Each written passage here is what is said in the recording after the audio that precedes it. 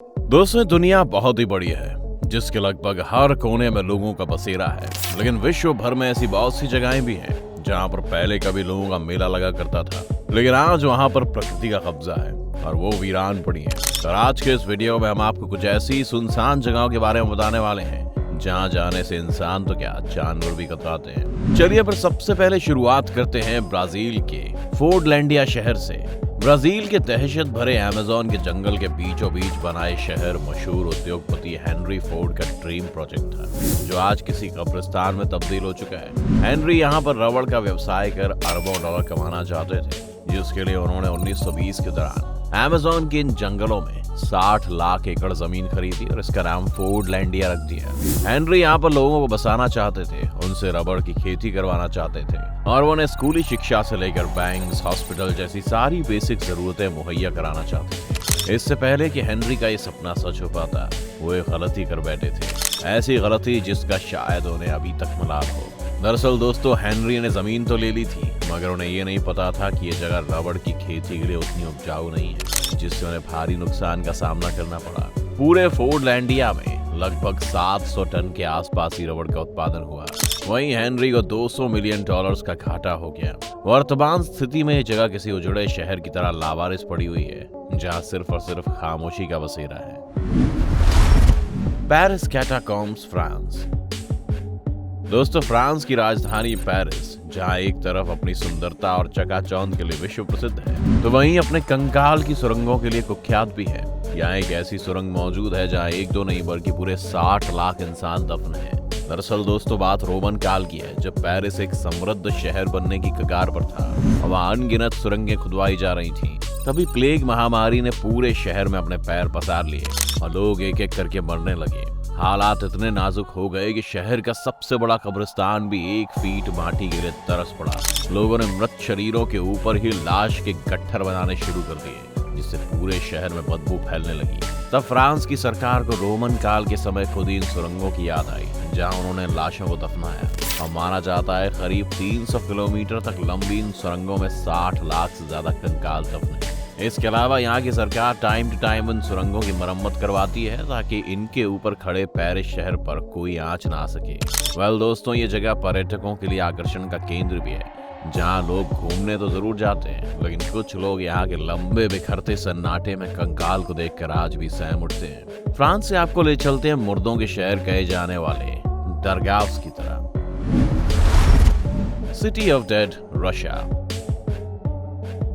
कहने को तो दुनिया ऐसे मुर्दों का शहर कहती है, जहां पहुंचना हिमालय चढ़ने से भी कठिन है। हालांकि जो लोग यहां पहुंच जाते हैं उनके लिए ये जगह किसी स्वर्ग से कम नहीं है, लेकिन उन्हें जो नजारा यहां से देखने को मिलता है वो स्वर्ग से भी बदतर है। क्योंकि दोस्तों, यहां उन्हें सैकड़ों ऐसे तहखाने नुमा इमारतें देखने को मिलती हैं, जिनके अंदर इंसान नहीं, कंकाल पड़े हुए हैं। ग्रामीणों की माने तो ये जादुई तहखाने सदियों पुराने हैं, जिसके अंदर जाने वाला कभी वापस नहीं लौटा, और उन्हीं लोगों के कंकाल गट्ठरों के भाव से आज भी यहाँ मौजूद है। तो वही विज्ञान के हिसाब से तहखाने 18वीं सदी के हैं। ये वही समय था जब धरती पर प्लेग का आतंक हुआ करता था और लोग बारी बारी से दम तोड़ रहे थे। तभी यहाँ की सरकार ने प्लेग से ग्रसित लोगों को क्वारंटीन करने के लिए घनी बस्ती से दूर इन पहाड़ों पर ये तहखाने बनाए, जहाँ उन्हें मरने के लिए छोड़ दिया जाता था। समय के साथ ये महामारी तो गायब हो गई, मगर लोगों के शव आज भी वहीं पड़े हुए हैं, जिन्हें देखकर किसी को भी बेचैनी हो उठे। Fukushima, Japan.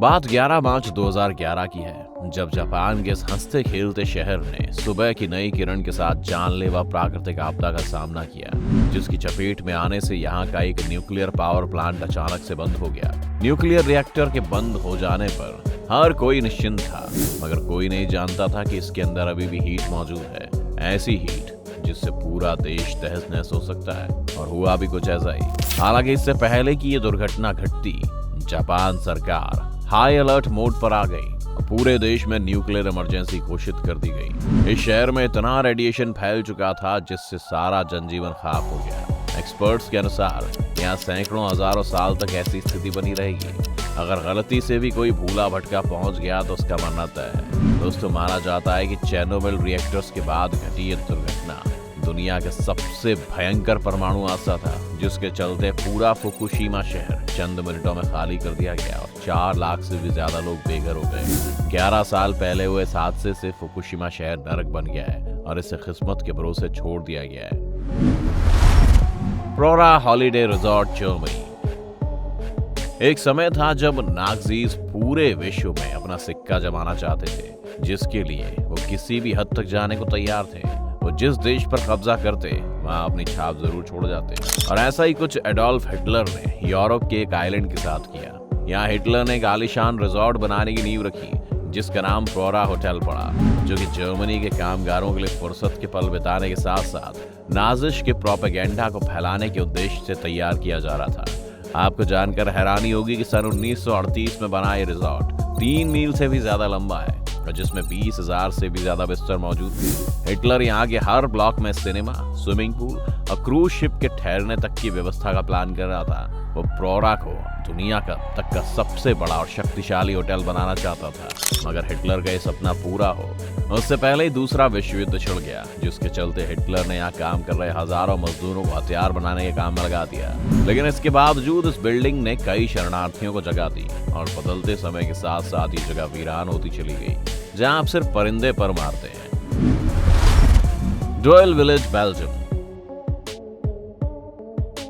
अब हम आपके सामने एक ऐसी लावारिश गांव का जिक्र करने वाले हैं जो किसी भी पल लापता हो सकता है, क्योंकि सरकार ने इसे तोड़ने के निर्देश दे दिए हैं और इस पर कभी भी बुलडोजर चल सकता है। तकरीबन 700 साल पहले बसा बेल्जियम का डोयल नामक ये फलता फूलता गांव आज पूरा का पूरा खाली पड़ा है, जिसका कारण वो खुद है। दरअसल दोस्तों, इस गांव के पास एक पोर्ट बना हुआ है जो धीरे धीरे इसके आसपास की जगह को कैप्चर कर रहा है और अब उसके रास्ते का कांटा ये गांव बना हुआ है। तभी सरकार ने पोर्ट की तरक्की के आड़े आकर इस गांव को फौरन खाली करने के निर्देश दिए और गांव वालों को नोटिस थमा दिया। ये खबर सुनकर गांव वाले बहुत क्रोधित हुए और उन्होंने इसके खिलाफ आंदोलन भी किया, मगर सरकार के कान में जूं तक न रेंगी और थक हार कर उन्हें इसे छोड़कर देश के दूसरे हिस्सों में पलायन करना पड़ा। वर्तमान समय में पूरा का पूरा गांव भूतिया बन चुका है, जहां कभी कभार शूटिंग के लिए सिर्फ सेलिब्रिटीज और के ग्राफिटी आर्टिस्ट आते हैं। इको ड्रीम क्लब सी रिजॉर्ट, टर्की। दोस्तों, जरा सोच कर देखिए कि क्या हो अगर अमीर और दौलतमंद लोगों का अड्डा कहा जाने वाला एक 5 स्टार होटल अचानक खंडर बन जाए। हम बात कर रहे हैं एक समय में टर्की की शान कहे जाने वाले इको ड्रीम क्लब सी रिजॉर्ट की, जो कई दशकों से बंद पड़ा है। दरअसल दोस्तों, जो कंपनी इस होटल को रन कर रही थी वो बदकिस्मती से फाइनेंशियल दिक्कतों का सामना करने लगी। उसका प्रॉफिट लॉस में कन्वर्ट होने लगा और मजबूरन उन्हें इसे छोड़ना पड़ा। बच्चों के लिए आकर्षण का केंद्र रहे इस रिजॉर्ट का एनिमल थीम और इसके गेमिंग एरिया पर सन्नाटा पसरा हुआ है। कुछ रूम की हालत बेहद बिगड़ी हुई थी, तो कुछ कमरे वैसे के वैसे अप टू डेट है। बाथरूम में फ्रेश टॉवल उसी तरह टंगी हुई थी।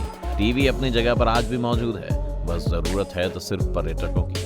परंतु अफसोस, अब यहाँ कोई नहीं आता, बस रिसर्च करने वाले कुछ अर्बन एक्सप्लोरर को छोड़कर। उम्मीद करते हैं कि यहाँ की सरकार इस पर अपना रुख करे और इस लाजवाब होटल में फिर से जान डाल दे। वैसे दोस्तों, अगर आपको यहाँ आने का मौका दिया जाए तो क्या आप ऐसी जगह जाना पसंद करेंगे? हमें कमेंट करके जरूर बताएं। साथ ही वीडियो अगर आपको पसंद आई हो तो इसे लाइक करके अपने दोस्तों और रिश्तेदारों के बीच ज्यादा से ज्यादा शेयर करें। साथ ही अगर आप हमारे चैनल पर नए हैं तो चैनल द मिस्टिकल एंड को सब्सक्राइब करना बिल्कुल ना भूलें। धन्यवाद।